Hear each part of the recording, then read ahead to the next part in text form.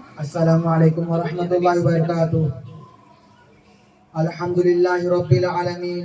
Wassalatu wassalamu ala rasulihil karim. Amma ba'd. Faqad qala Allah ta'ala fil Qur'anil Majid wal Furqanil Hamid. Fa'udhu billahi minasy syaithanir rajim.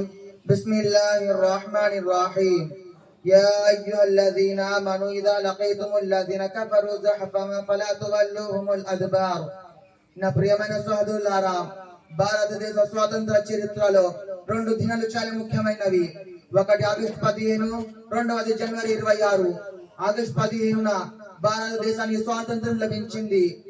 ఆనాడు భారతదేశ నేలపై ఈ రోజు ఉదయించిన సూర్యుడే ఉదయించాడు.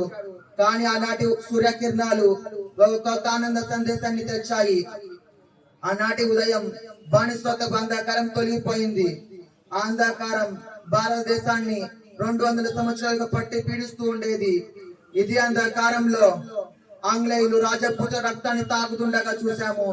ఇదే అంధకారంలో కొడుకుల తలను నరికి తండ్రులకు బహుకరించడం చూసాము.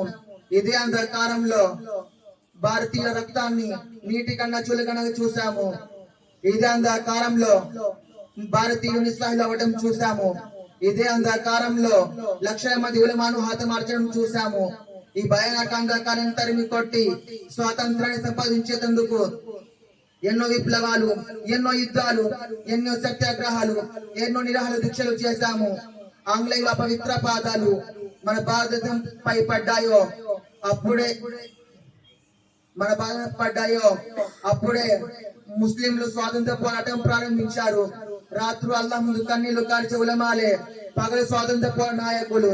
రేష్మి రుమాల్ సంగ్రహమైన, ప్లాసీ యుద్ధమైన, శ్రీరంగపట్నం యుద్ధమైన, చరిత్ర పుట్టలో షేఖుల్ హింద్ రెహమతుల్లాహి అలైహి మరియు వారి శిష్యులు హజరత్ మౌలానా హుస్సేన్ అహ్మద్ మదనీ రెహమతుల్లాహి అలైహి, హజరత్ మౌలానా అబుల్ కలాం ఆజాద్ రెహమతుల్లాహి అలైహి, హజరత్ మౌలానా ఉబైదుల్లా సింధీ రెహమతుల్లాహి అలైహి, హజరత్ మౌలానా అలీ జహర్ రెహమతుల్లాహి అలైహి మొదలైన వారు వీరు స్వాతంత్ర సంగ్రామంలో మెరిసే నక్షత్రాలు.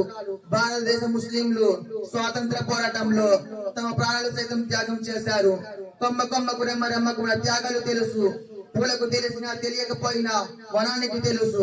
స్వాతంత్ర దినోత్సవ సందేశం ఏమిటంటే, ముస్లింలైనా, హిందువులైనా, క్రైస్తవులైనా, బౌద్ధులైనా, సిక్కులైనా ఏ విధంగా భారతదేశ స్వాతంత్ర పోరాటంలో కలిసికట్టుగా పాల్గొన్నారు, అదే విధంగా రాబోయే కాలంలో ఎటువంటి సమస్యలు వచ్చినా అందరూ కలిసికట్టుగా ఐకమత్యంగా ఎదుర్కోవాలి, ఒకరికొకరు సహాయపడాలి. ఇదే భారతదేశ స్వాతంత్ర దినోత్సవ ఒక లక్ష్యము. అల్లా మన అందరికీ స్వాతంత్ర దినోత్సవ ఏకైక లక్ష్యము సరైన రీతిలో అర్థం చేసుకొని భాగాన్ని ప్రసాదించుగాక.